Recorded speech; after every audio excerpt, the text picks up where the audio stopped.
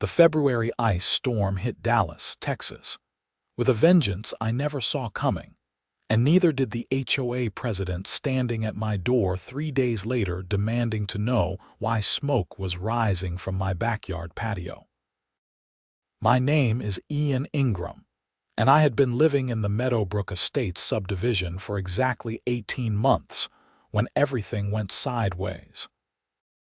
The development sat in North Dallas, one of those cookie-cutter neighborhoods where every third house looked identical, and the HOA ruled with an iron fist wrapped in passive-aggressive newsletters. I bought the place after my divorce, needing somewhere quiet to rebuild my life and focus on my remote software consulting work. The house was a modest 3-bedroom ranch style with a decent backyard, and I thought I had found peace. That changed when I installed the propane fire pit. It was a beauty, a circular stone unit with decorative tile work that I had custom built into my patio the previous October. Cost me nearly $4,000, but it was worth it for those cool Texas evenings when I could sit outside with a beer and pretend the world made sense. The propane tank sat hidden in a compartment underneath, completely safe and up to code. I had checked every regulation before installation, gotten the proper permits from the city, and even hired a licensed contractor to ensure everything was perfect. 3 weeks after installation, I received my first letter from the HOA.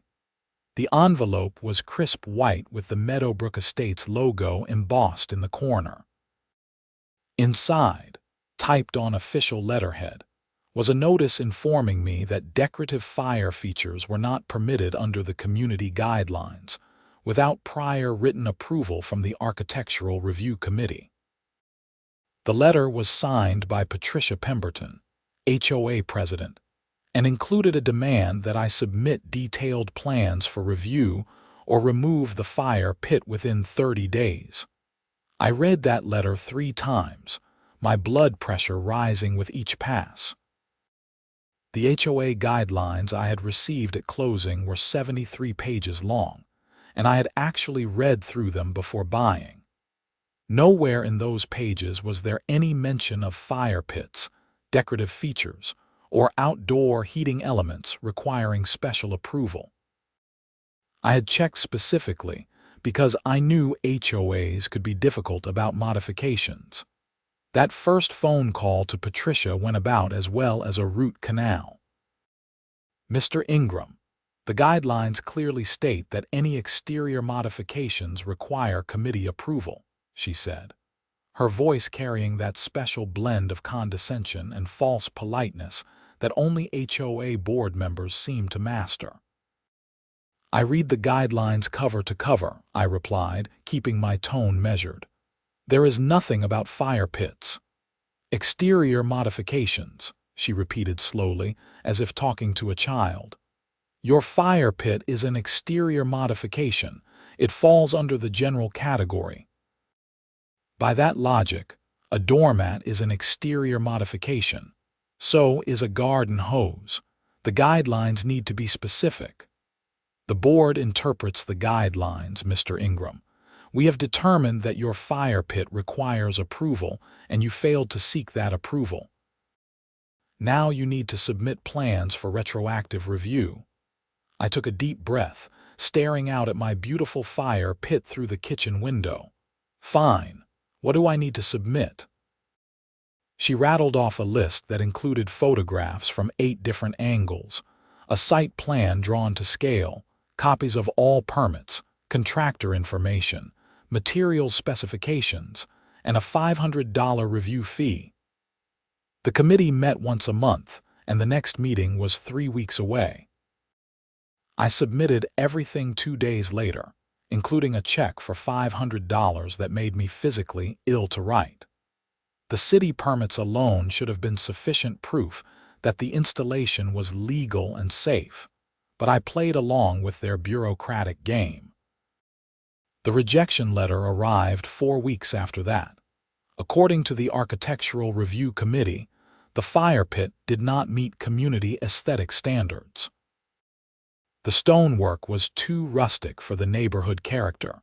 The visible propane access door was considered unsightly, and the flame height when operational could be viewed as excessive and potentially alarming to neighbors. I was given 60 days to remove the structure and restore the patio to its original condition, or face daily fines of $100. The review fee, naturally, was non-refundable. I called an attorney that afternoon. Her name was Carol Davidson, and she specialized in HOA disputes. Her office was in downtown Dallas, a small firm that handled residential legal issues. She listened to my situation and reviewed all my documentation during our first meeting. "You have a good case," Carol said, pushing her reading glasses up into her dark hair. "The guidelines are vague, you got proper city permits, and the structure is objectively safe. But here is what you need to understand about fighting an HOA.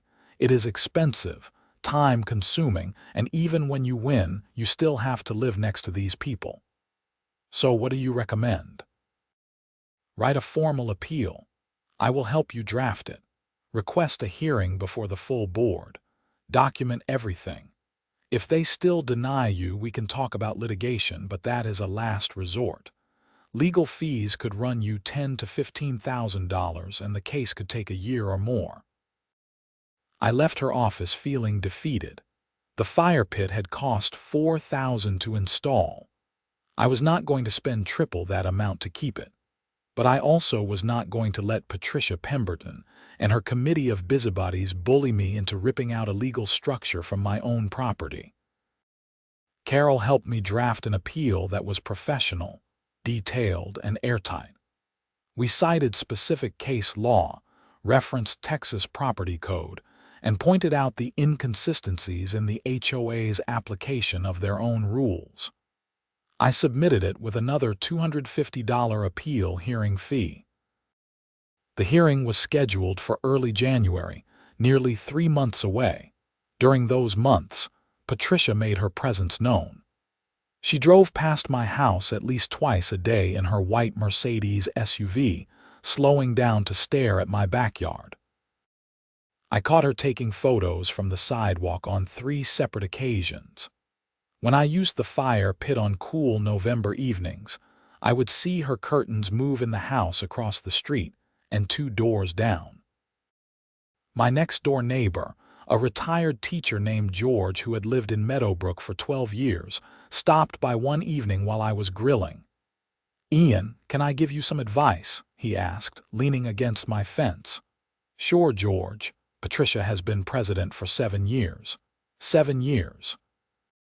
She has run off 4 other board members during that time, and at least 6 families have sold their homes specifically because of disputes with her. She wins by attrition. She makes people miserable until they give up or leave. I am not leaving. I just bought this place. I know. Just watch yourself. She is not above playing dirty." The January hearing finally arrived on a Wednesday evening. The HOA held their monthly meetings in the subdivision clubhouse, a bland building near the front entrance with a single large room and a small kitchen. When I arrived with Carol at 7 o'clock, there were already 15 residents seated in folding chairs facing a long table where 5 board members sat. Patricia occupied the center position, flanked by her vice president, secretary, treasurer, and one at-large member whose name I did not know. She was exactly what you would picture when someone said, "HOA Karen, mid-50s. Blonde highlighted hair in a severe bob, too much makeup, and a permanent expression like she was smelling something unpleasant." This hearing is for the appeal submitted by Ian Ingram regarding the propane fire pit installation at 847 Mockingbird Lane, Patricia announced to the room. "Mr. Ingram, you have 15 minutes to present your case." Carol stood and delivered our appeal with precision. She highlighted every point about the vague guidelines, the proper permits, the safety of the installation, and the arbitrary nature of the rejection. She was calm, professional, and utterly convincing. Patricia listened with her arms crossed, her face revealing nothing. When Carol finished, Patricia immediately launched into her rebuttal. According to her, the guidelines were perfectly clear to any reasonable person. The committee had the authority to interpret those guidelines. Multiple residents had complained about the fire pit being unsightly and concerning. The board's decision was final and well within their rights. "What residents complained?" I asked, standing up despite Carol's hand on my arm trying to get me to sit. "That information is confidential," Patricia said. "Convenient."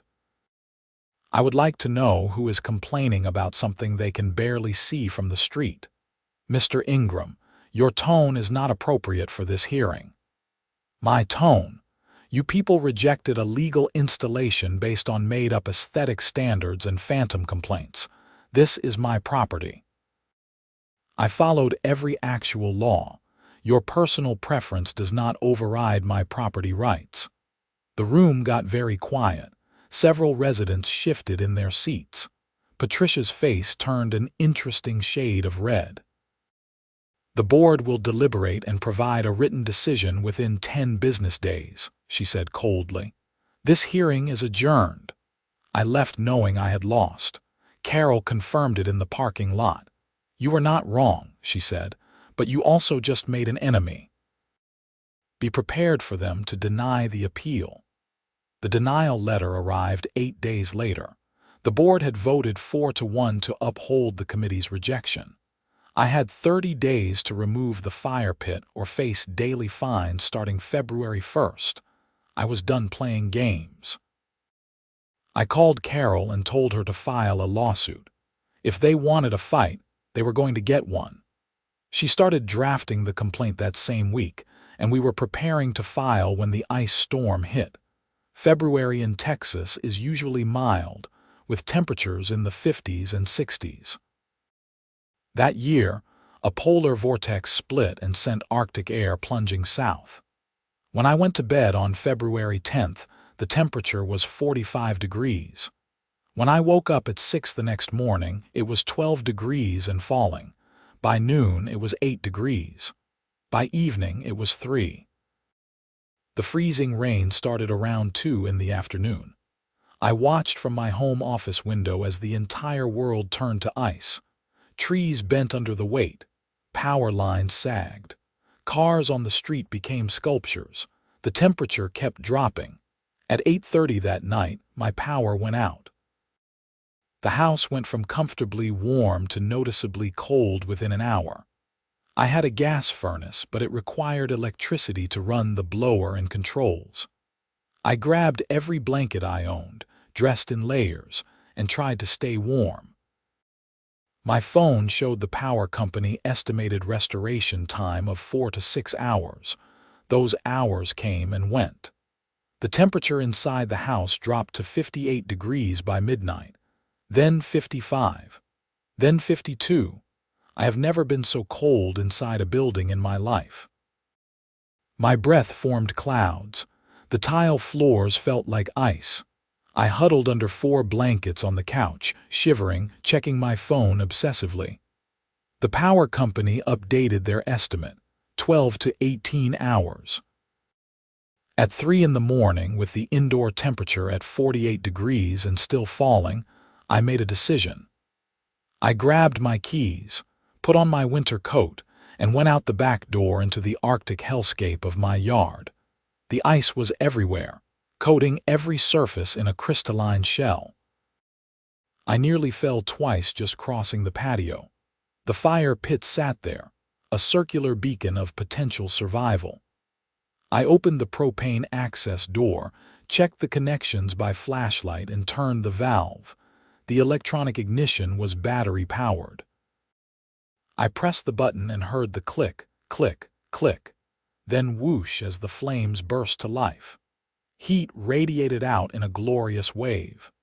I stood there in the 3-degree darkness, ice falling around me, warming my hands over the flames and feeling sensation return to my fingers. I spent the next 2 hours rotating between standing by the fire pit and running inside to trap some warmth in the house. I would stand outside until I was thoroughly heated, then dash inside and huddle under blankets until I started shivering again. It was exhausting and uncomfortable, but it worked. The fire pit kept me from hypothermia. At dawn, the temperature was still in the single digits. My power was still out. The entire subdivision was dark and frozen. I kept the fire pit running, rationing my time outside to conserve propane while staying warm enough to function. At 9 in the morning, someone knocked on my front door. I opened it to find Patricia Pemberton standing there in a full-length puffy coat, fur-lined boots, and a knit hat that probably cost more than my weekly grocery budget. Her Mercedes sat running in my driveway, exhaust billowing in the frigid air. "Mr. Ingram, I can see smoke rising from your backyard," she said without preamble. "Are you operating that fire pit?" "Yes, Patricia. I am using it for heat. My power has been out for 12 hours. The fire pit is not approved. You are in violation of the HOA guidelines." I stared at her, genuinely unsure if I was hallucinating from cold-induced delirium. "Are you serious right now? The rules do not have exceptions for weather. You need to extinguish that fire immediately." "Patricia, it is 5 degrees outside.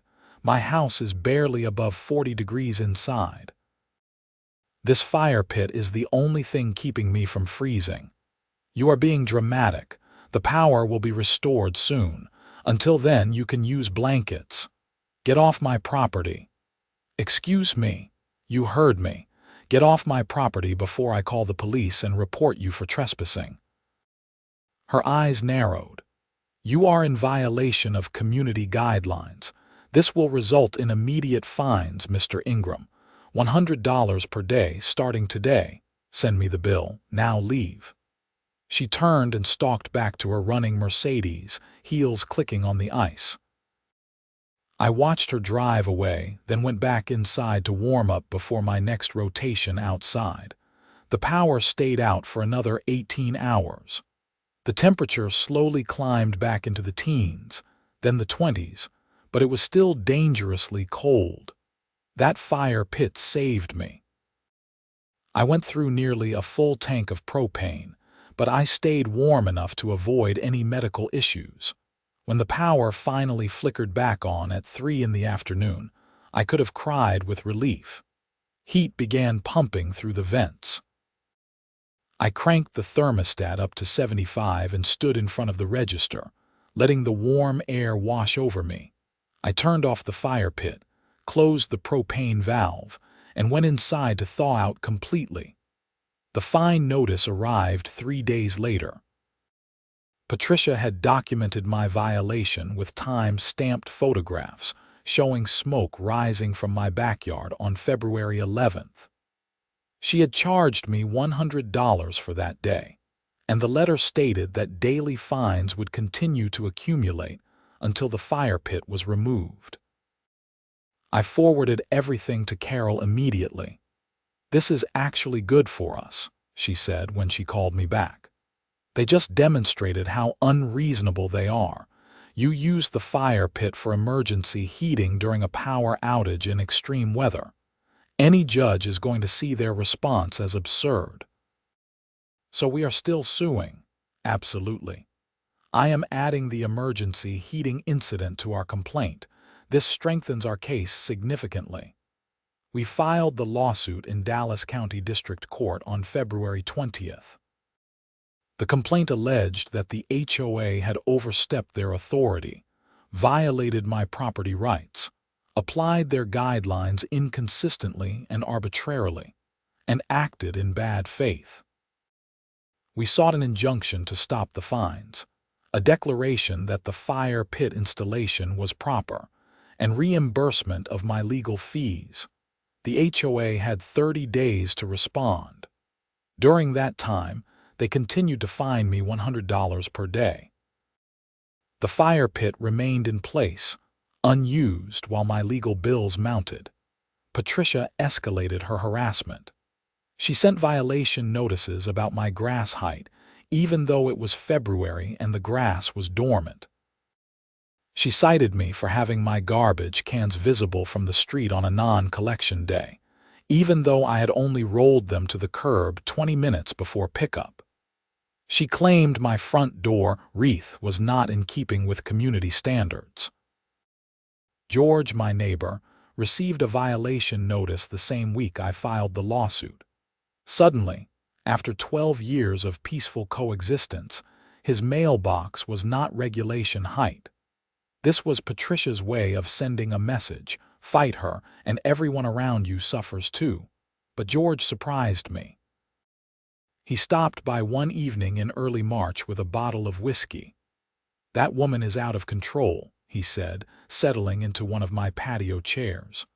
"I talked to 7 other homeowners today. 7. We are all dealing with her nonsense. She has gotten worse since you filed the lawsuit." "I am sorry, George. I never wanted to drag anyone else into this." "You did not drag us anywhere. We let this happen by being passive. Someone needed to stand up to her eventually. Most of us are just too tired or too old to fight." We sat there drinking whiskey and talking about the neighborhood. George told me stories about Patricia's reign of terror, the families who had been driven out, the arbitrary enforcement of rules, the special treatment she gave to her friends while hammering everyone else. "You know what the ironic thing is," George said. "Patricia has a decorative fountain in her backyard. No permit, no HOA approval, nothing. I have seen it over the fence, but somehow that is fine." That information went straight to Carol the next morning. Our court date was set for late April. In the meantime, Carol filed a motion for a preliminary injunction to stop the fines from accumulating. The hearing for that motion was scheduled for mid-March. I showed up at the Dallas County Courthouse on March 16th, prepared for battle. Carol had briefed me thoroughly on what to expect. We would present our case to the judge. The HOA's attorney would present theirs, and the judge would decide whether to temporarily halt the fines while the main lawsuit proceeded. The HOA's attorney was a guy named Richard Stone, a partner at a firm that specialized in representing homeowners associations. He was probably mid-40s, expensive suit, and the kind of confidence that comes from winning cases against individual homeowners who cannot afford prolonged legal battles. Carol was better. She systematically dismantled every argument Stone made. When he claimed the guidelines were clear, she showed the judge the vague language and lack of specific fire pit regulations. When he argued the committee had proper authority, she cited Texas case law limiting HOA power. When he tried to paint me as a rule breaker, she brought up the emergency heating situation.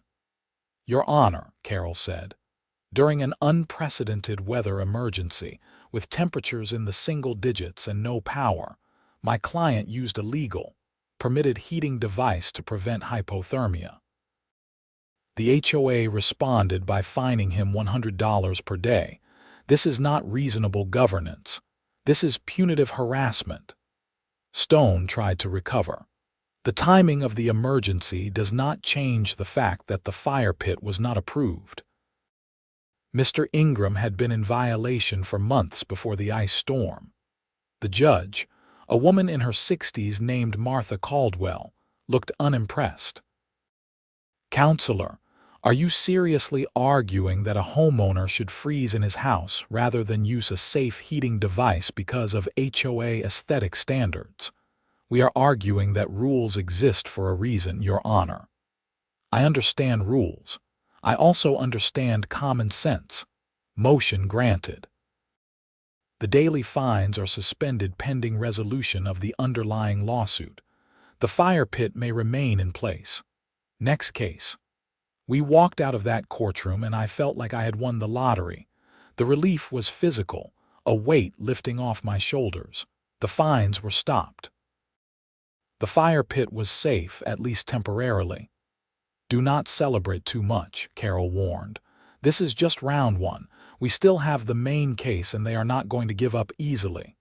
She was right. Over the next month, Patricia continued her campaign of petty violations. I documented every single one, photographing everything, keeping detailed records. Carol advised me to comply with anything that was legitimate and ignore anything that was not. I mowed my lawn exactly to the specification in the guidelines. I kept my garbage cans in the garage except during collection. I removed the door wreath, but I kept the fire pit. The discovery phase of the lawsuit began in early April. Carol subpoenaed HOA records, meeting minutes, architectural review decisions, and financial documents. What we found was enlightening.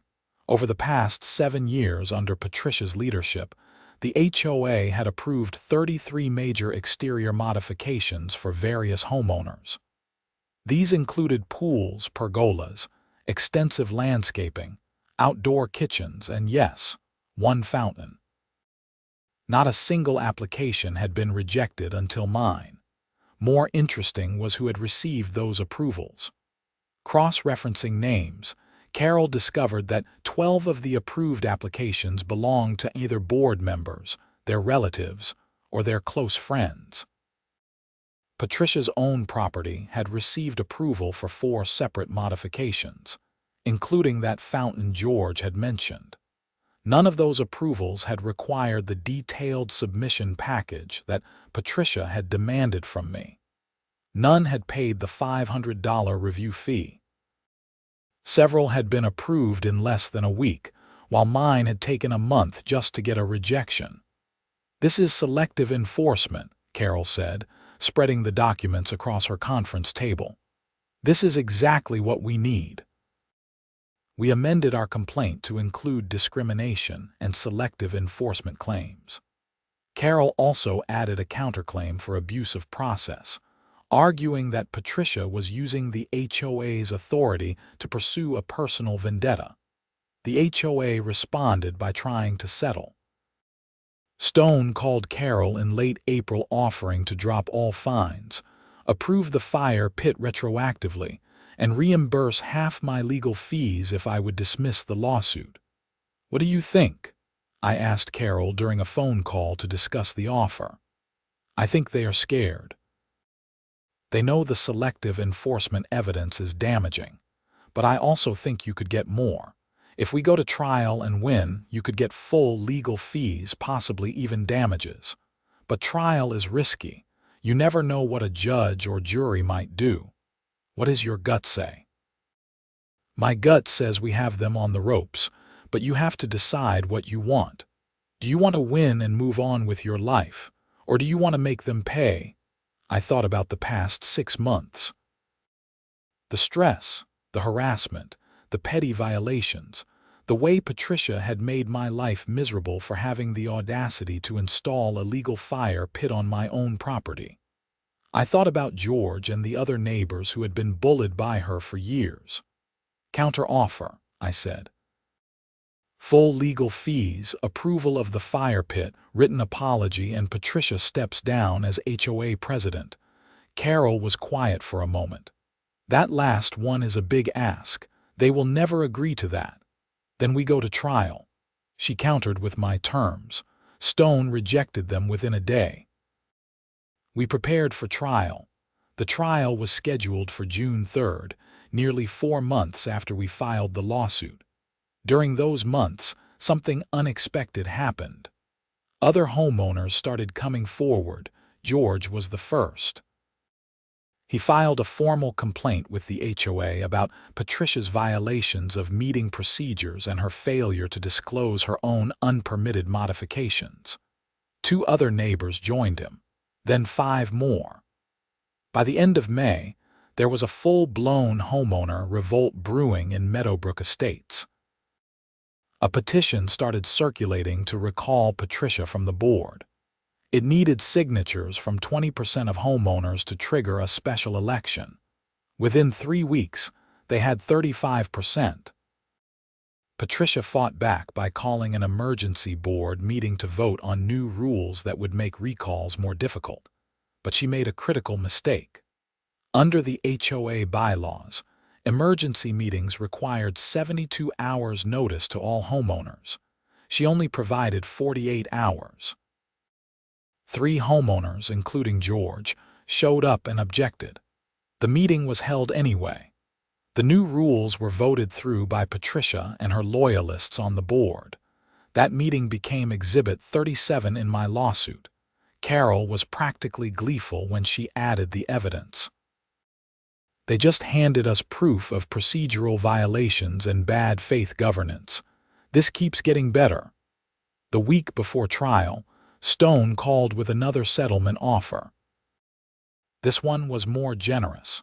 Full legal fees, full approval of the fire pit with no conditions, reimbursement of all my HOA fees paid during the dispute period, and a written agreement that the HOA would not retaliate against me or my neighbors in the future. Still no apology, still no removal of Patricia, Carol told me. Not good enough. We go to trial. The trial lasted 2 days. Carol presented our case methodically, walking through every piece of evidence, the vague guidelines, the proper permits, the emergency heating incident, the selective enforcement, the procedural violations, the harassment. She called me as a witness. I testified about the installation, the rejection, the fines, the ice storm. Stone tried to make me look like a troublemaker on cross-examination, but I kept my cool and stuck to facts. Carol called an expert witness, an engineer who testified that the fire pit installation was not only legal but actually exceeded safety standards for residential propane installations. Stone put Patricia on the stand. That was a mistake.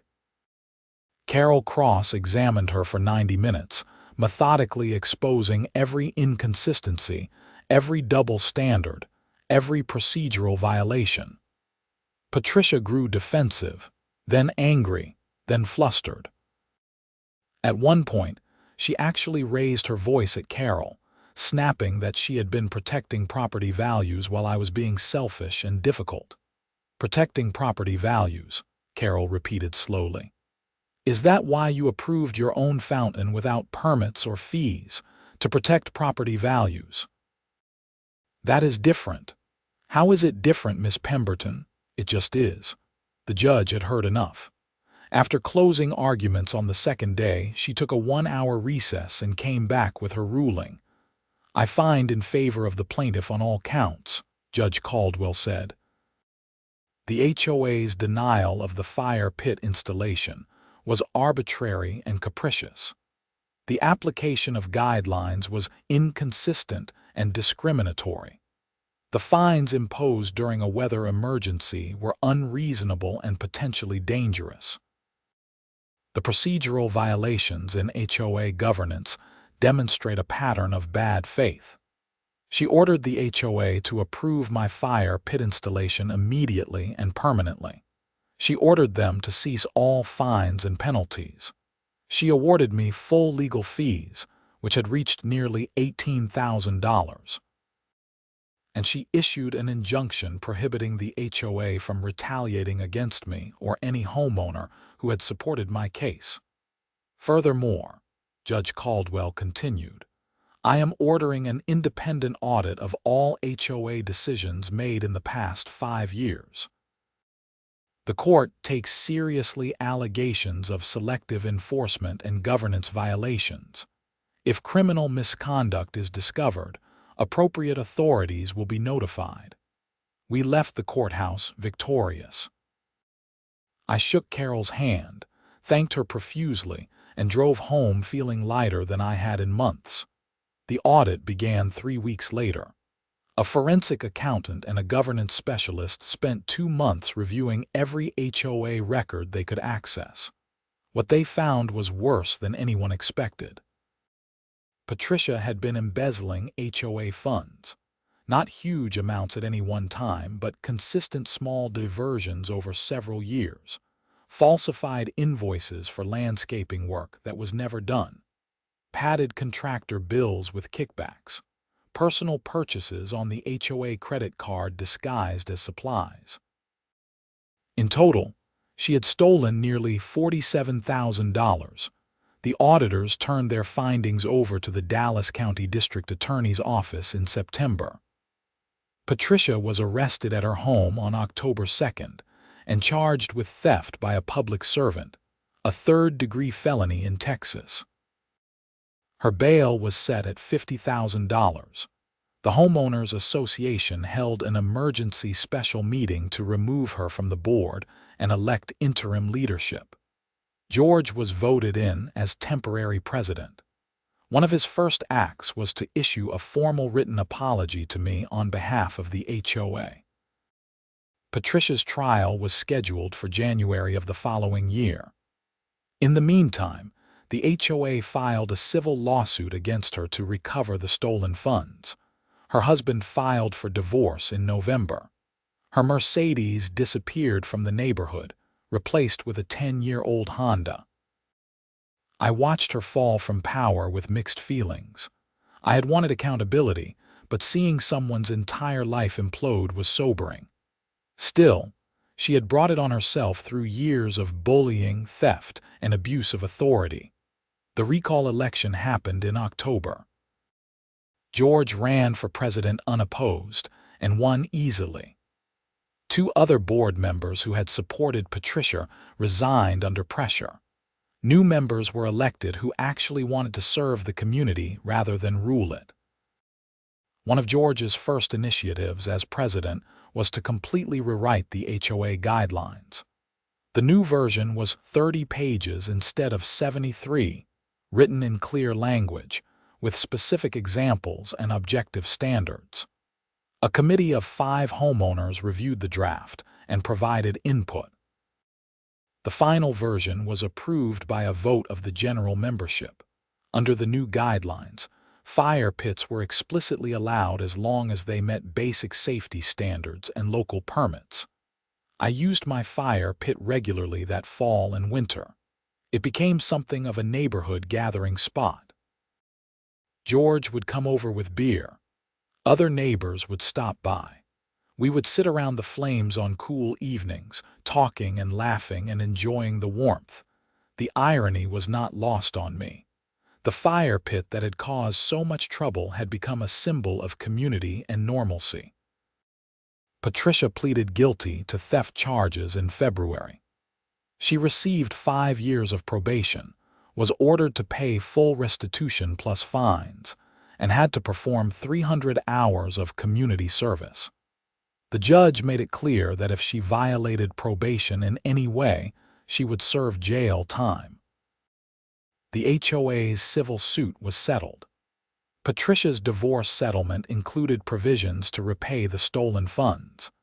The money was returned to the HOA's accounts by March, and George announced that the funds would be used to repave the subdivision roads and upgrade the clubhouse.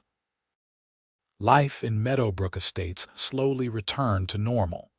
The new board operated transparently, with published meeting minutes and open forums for homeowner input. Decisions were made fairly and consistently. People started taking pride in the neighborhood again. I received a check from the HOA in April for $18,400, covering my legal fees in full as ordered by the court. Carol sent me a final bill for services rendered, and we closed out the case. She included a note thanking me for standing up to bad governance and saying she hoped the neighborhood would be better for it. I framed that note and hung it in my home office, right next to a photo of the fire pit with flames dancing in the darkness during the ice storm.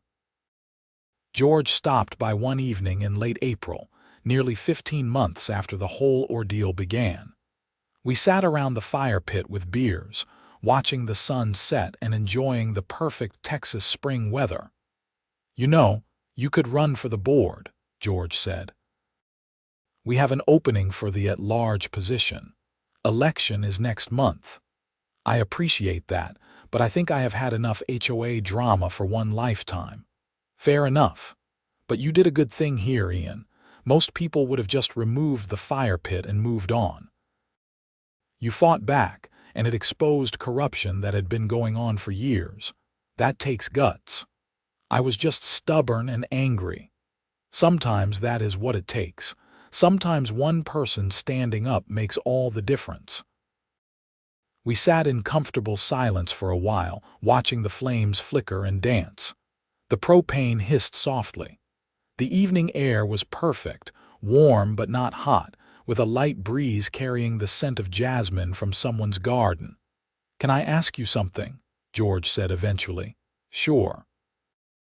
"During the ice storm, when Patricia came to your door and told you to turn off the fire pit, did you ever think about actually doing it?" "Not even for a second.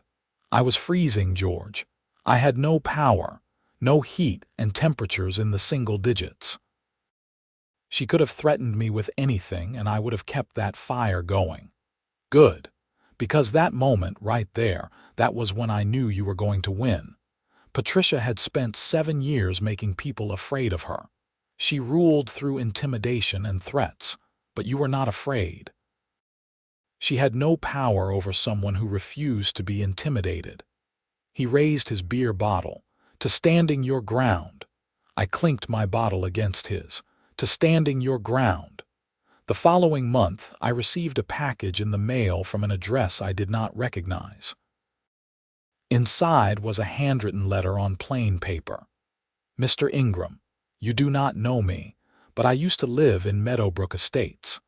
My family moved out 3 years ago after a dispute with Patricia Pemberton over a tree we planted in our front yard. She made our lives miserable with constant violations and fines until we finally gave up and sold the house. I followed your case from afar and celebrated when you won. Thank you for doing what we could not. Thank you for standing up to her. Because of you, she can never do to anyone else what she did to us. Sincerely, Jennifer Martinez." The letter sat on my kitchen counter for a week. I read it several times, thinking about the families who had been driven out of the neighborhood before I arrived. Jennifer Martinez and her family. Others whose names I would never know. They had all suffered under Patricia's petty tyranny, and none of them had the resources or the will to fight back. I could have been one of them. I nearly was. If I had removed the fire pit when first ordered, if I had given up rather than hiring Carol, if I had accepted any of the settlement offers, Patricia would still be in power. The embezzlement would never have been discovered. The harassment would have continued. Sometimes the smallest acts of resistance have the biggest consequences. I wrote back to Jennifer, thanking her for reaching out and letting her know that the neighborhood was under new management. I told her about George and the reformed board, the new guidelines, the improved atmosphere. I said she would always be welcome to visit, to see how things had changed. She wrote back a month later. Her family had moved to Austin and was happy there, but she appreciated knowing that Meadowbrook Estates was finally living up to its potential. She said her kids still asked about their old friends in the neighborhood, and maybe they would visit that summer. Life continued. I worked, used my fire pit, made friends with neighbors, and generally enjoyed the peace that came from not being constantly harassed by an HOA president with too much power and too little oversight. The fire pit itself became something of a legend in the neighborhood. People would point it out to visitors and tell the story of how one homeowner fought back against HOA overreach and accidentally exposed years of corruption. The story grew in the telling, as stories do, but the core remained true. I installed a small plaque on the stone surround that read, "Erected October 2023. Approved June 2024. Worth every minute." It made me smile every time I saw it. George served as HOA president for 2 full terms before stepping down to let someone younger take over. His administration was marked by common sense governance, transparent decision-making, and a genuine desire to serve rather than control. Property values in Meadowbrook Estates actually increased during that time, as word spread that the neighborhood had reformed its HOA and become a genuinely pleasant place to live. Patricia faded into obscurity. She moved out of the neighborhood after her divorce finalized, relocating to an apartment in South Dallas. I saw her once, randomly in a grocery store parking lot. She looked smaller somehow, diminished.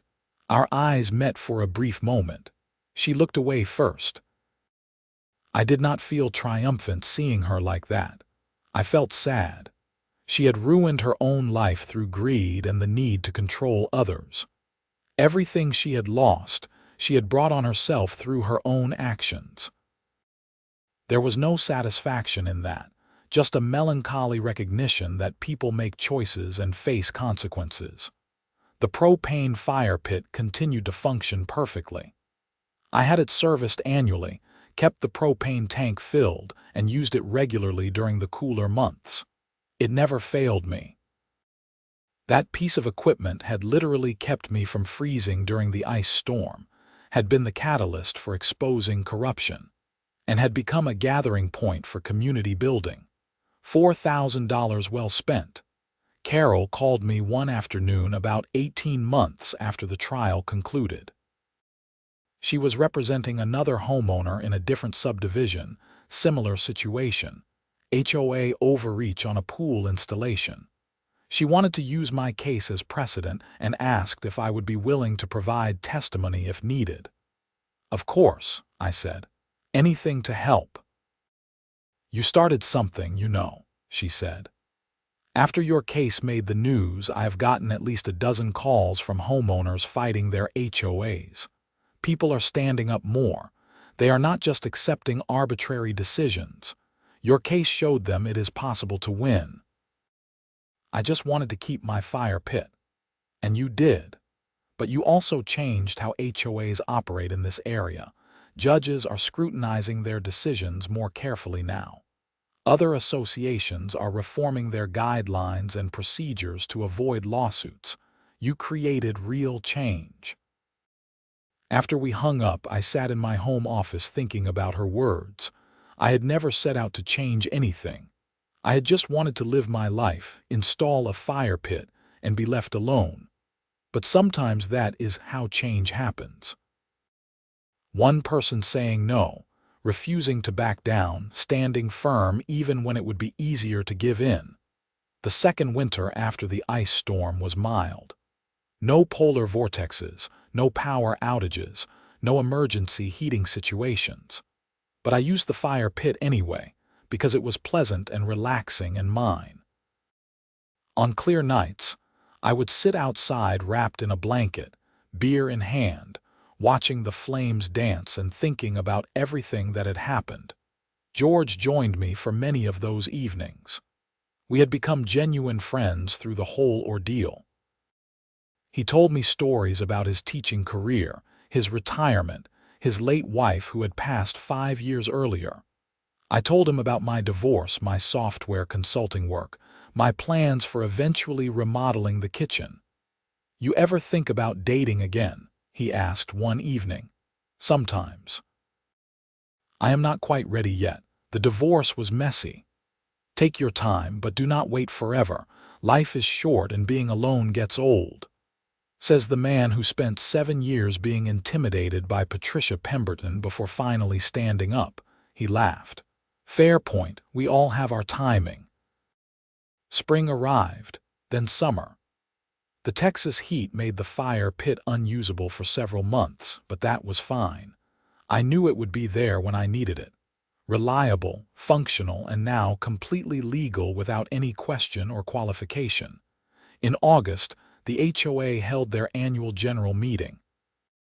Attendance was the highest it had been in over a decade. People actually cared about neighborhood governance now.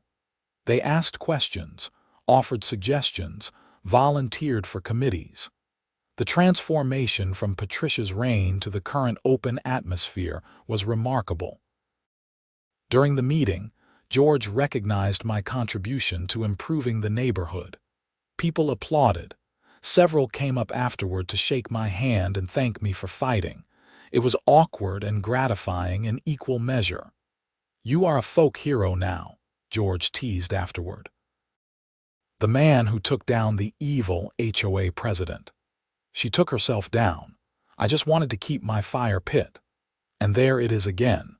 You keep saying that like it diminishes what you did. But sometimes wanting one simple thing and refusing to give it up is the most revolutionary act possible. That conversation stuck with me. Maybe George was right. Maybe there was something powerful in simply saying, "This is mine. This is legal, and I will not surrender it just because someone with a title and a clipboard says so." The fall of that second year was beautiful.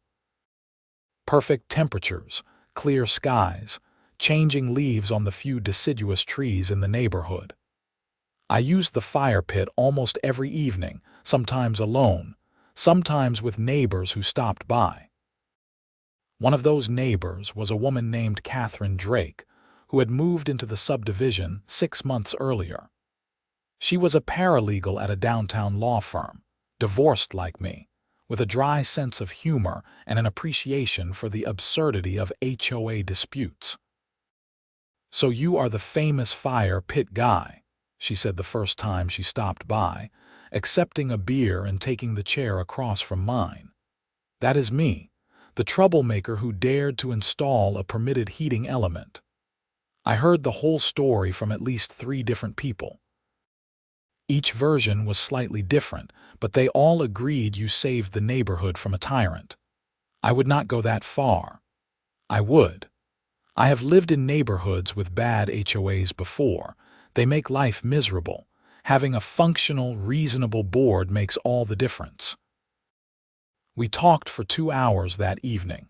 She came back 3 days later, then 5 days after that.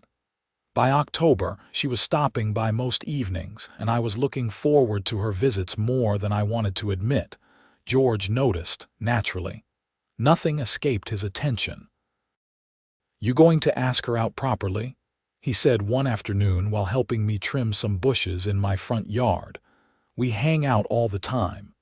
"Hanging out around a fire pit is not a date. Take her to dinner. A nice restaurant. Make it official." I took his advice. Catherine and I went to a steakhouse in downtown Dallas the following Saturday. The evening was perfect. We talked about everything except fire pits and HOAs. I learned about her work, her family, her hobbies. She learned about my consulting business, my interests, my complete inability to cook anything more complex than grilled cheese. "So this fire pit that caused all the trouble," she said over dessert. "Is it actually nice, or is it just symbolic at this point?" "It is genuinely nice. Good craftsmanship, perfect size for the patio, great heat output. But also symbolic." "Also symbolic," I admitted. "I can respect that. Sometimes objects become more than their function. They represent something larger." We dated through the fall and winter. She spent Christmas with me, sitting around the fire pit on a chilly evening, drinking hot chocolate and watching the flames. It felt peaceful and right in a way I had not experienced in years. The 2-year anniversary of the ice storm came and went. That day happened to fall during a warm spell, temperatures in the 60s, no need for emergency heating. I used the fire pit anyway, partly out of tradition, partly because I wanted to acknowledge what it had meant during that desperate night when the power was out, and the temperature was 3 degrees. Catherine sat with me that evening, understanding without needing explanation why the date mattered. "You know what I find interesting about your whole story," she said, watching the flames flicker in the gathering darkness. "What is that? You never wanted to be a hero or a revolutionary or any of that. You just wanted to be left alone to enjoy your own property. But because you refused to be pushed around, everything changed. That is the most American story possible." I thought the most American story was rags to riches. No, the most American story is telling people in authority to back off when they overstep. Standing up for your rights even when it would be easier to comply. You did that. You did not do it for glory or recognition. You did it because it was right. I thought about her words while staring into the fire. She was not wrong. Every step of the process, from the first violation notice to the trial to the aftermath, I had just been defending what was rightfully mine. The bigger consequences had been unintentional side effects. So what is the moral of the story? I asked. That propane fire pits are worth fighting for. We both laughed. The flames danced higher as a breeze kicked up. The evening was perfect, comfortable, peaceful.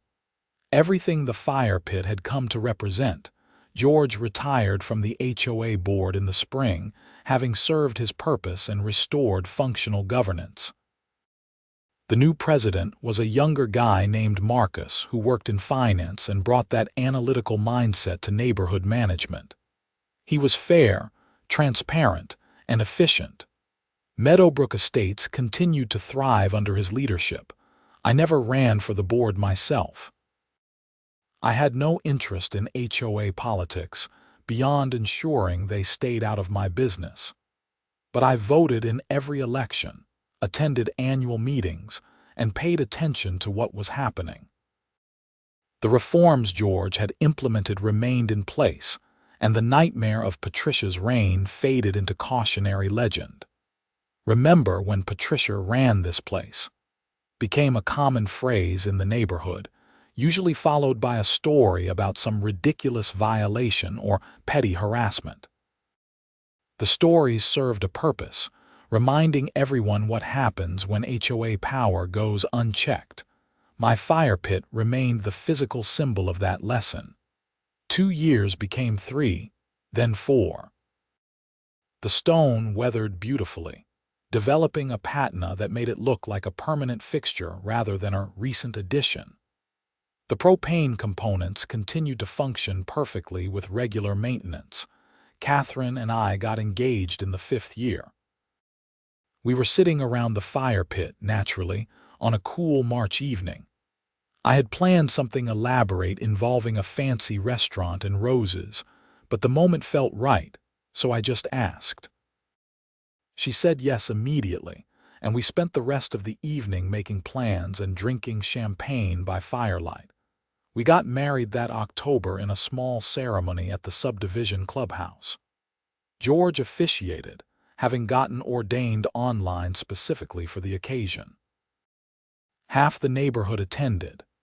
The reception featured a slideshow that included, at Catherine's insistence, photos from the original fire pit installation and news clippings about the trial. "You are marrying into fire pit immortality," George told Catherine during his toast. "That thing is going in the neighborhood history books." "I am aware," she said, laughing. "I have accepted my fate as the wife of the famous fire pit guy." We honeymooned in Colorado, spending a week in a mountain cabin that featured, ironically, a propane fire pit on the deck. We used it every evening, and Catherine joked that I had a type. Life settled into a comfortable rhythm. Work, home, neighborhood activities, time with friends, evenings around the fire pit when weather permitted. It was normal and unremarkable in the best possible way. The 6th winter after the original ice storm brought another cold snap, though nothing as severe as that first one.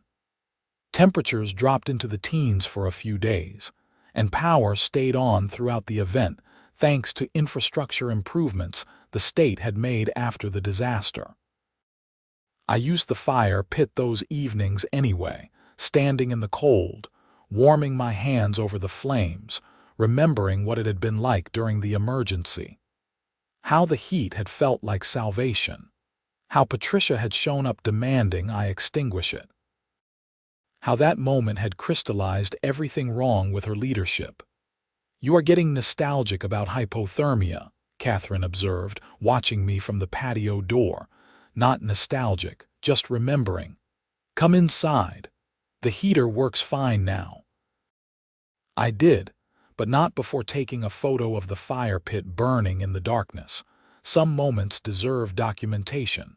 Patricia's name came up one last time, 7 years after the original trial. George called me with news that she had passed away. Heart attack, sudden, age 64.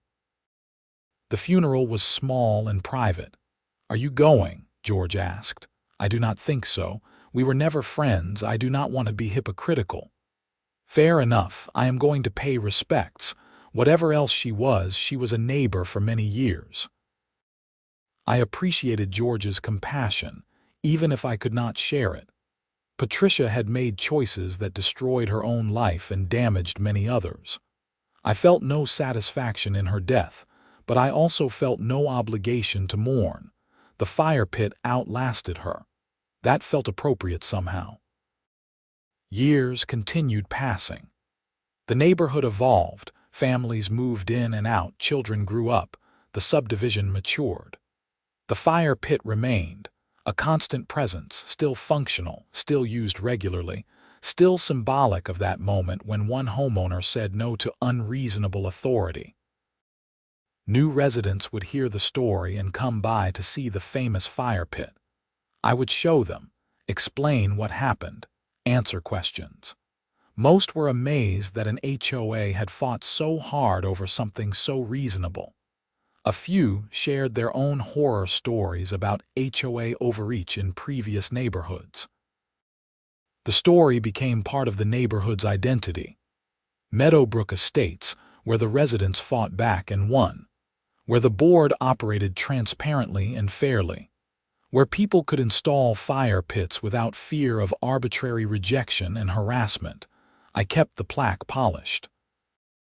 Erected October 2023. Approved June 2024. Worth every minute. Those words remain true no matter how many years passed. Catherine and I hosted regular fire pit gatherings. Friends, neighbors, colleagues, anyone who wanted to stop by. The circular stone structure became a gathering place, a community hub, exactly what I had envisioned when I first planned the installation. On the 10th anniversary of the ice storm, I held a special evening around the fire pit. George came, of course, along with several other neighbors who had been there during the original crisis.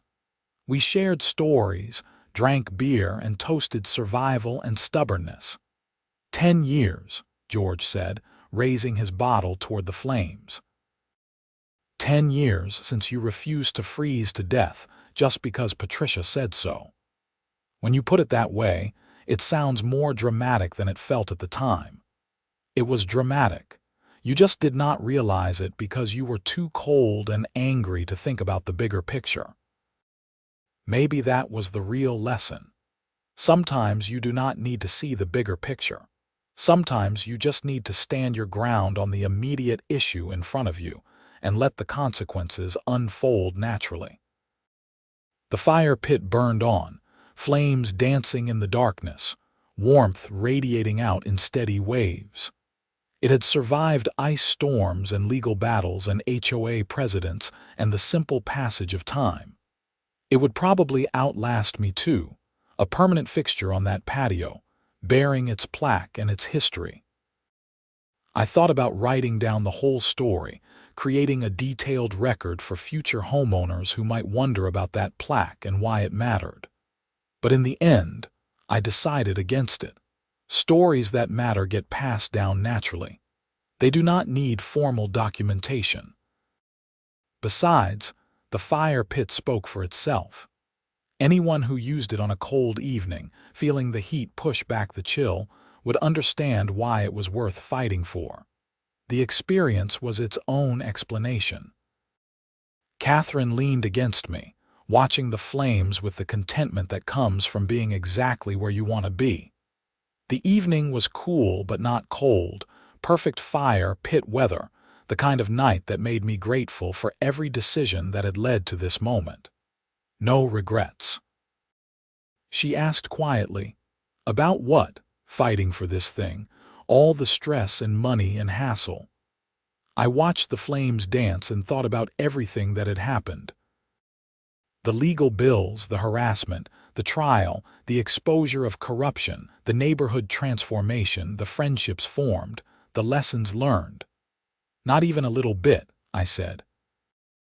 The fire pit continued burning, flames reaching toward the dark Texas sky, warming everyone nearby, standing as permanent proof that sometimes the fight is worth it, that standing your ground matters, and that refusing to surrender your rights can change everything. I added another log to the flames and settled back to enjoy the evening, surrounded by friends and warmth and the quiet satisfaction of having fought the right battle and won.